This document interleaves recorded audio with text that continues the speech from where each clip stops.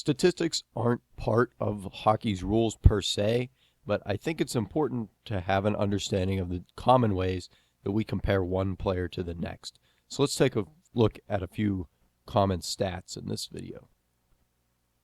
Being that the way a game is won is by scoring more goals than the other team, it makes sense that one of the main ways to compare one player to the next is by the number of goals that they score.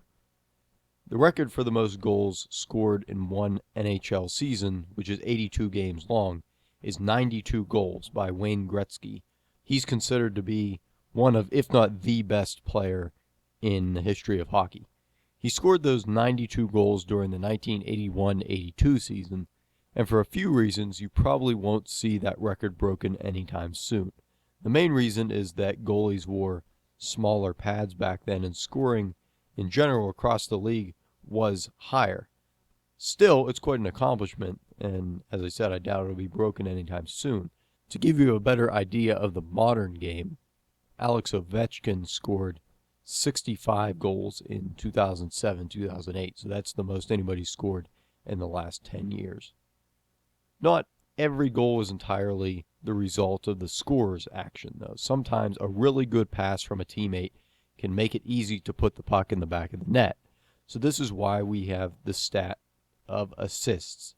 A player is awarded an assist if he was one of two players to touch the puck right before the guy who scored the goal, assuming that nobody on the other team touched it in the meantime. So let's say our guy here on the right has the puck and he skates down with his teammate. He passes the puck to his teammate and his teammate scores. In this case, the guy who shot the puck would receive credit for the goal, but the guy who passed it to him would get the assist. Each goal can have up to 2 assists. Because goals and assists are so closely related, the category of points created. And points are very simple to calculate. It's simply the number of goals that a player has added to the number of assists that he has. Plus minus is a very simple way to try to incorporate both offense and defense into one stat. The way that it works is that if you are on the ice when your team scores a goal, you get a +1. And if you are on the ice when the other team scores a goal, you get a -1. There are a few exceptions to this. First, power play goals are not considered for plus minus.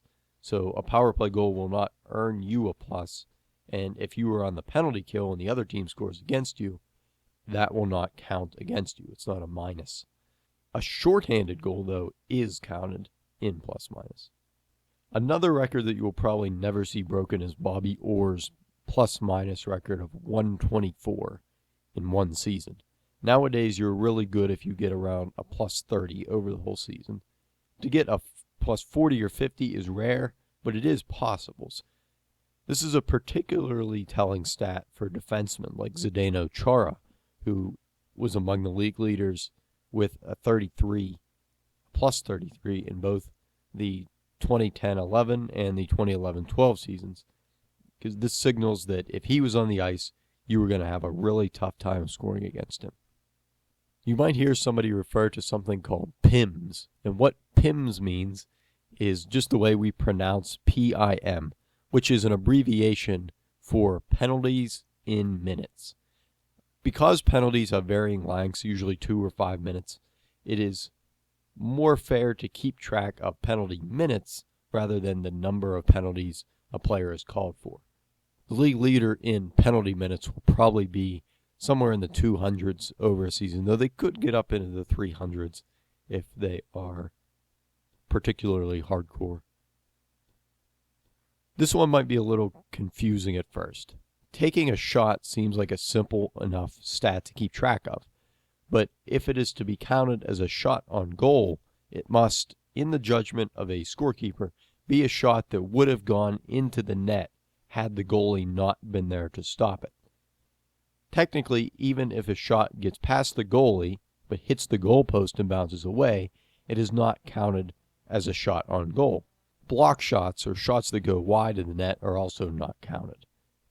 So usually when you hear somebody refer to the number of shots a player or a team has, they are talking about the number of shots on goal.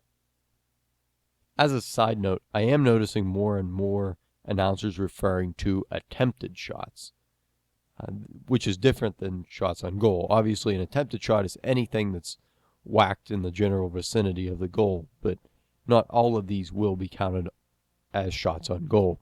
So if you hear about a team that has faced a high number of attempted shots, but a low number of shots on goal, this means they're doing a very good job of blocking shots before they even get to the goalie.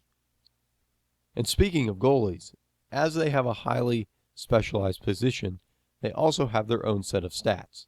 The simplest of goalie stats is probably the number of goals that they have allowed to go in the net, or goals against.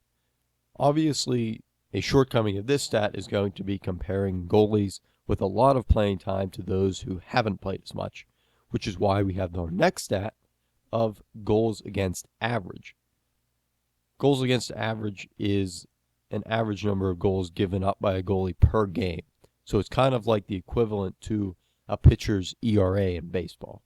To find goals against average, we take the number of goals allowed, multiply this by 60, and then divide that value by the amount of time a goalie has played, being that one game is 60 minutes long.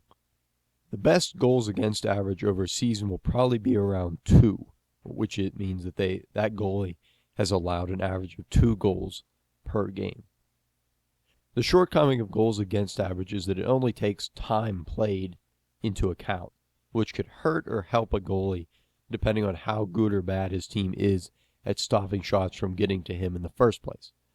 A goalie could play a game and allow 2 goals on 10 shots or allow 2 goals on 30 shots. Even though both goalies' goals against average will be 2, they obviously have not been equal. This is why we have the stat of save percentage, which is simply the number of saves made divided by the number of shots that goalie has faced. Most goalies will want to be saving over 90% of the shots they face, or have a save percentage of 900, as it's written out usually to 3 decimal places. If you drop too far below that, you might not find yourself between the pipes for very much longer.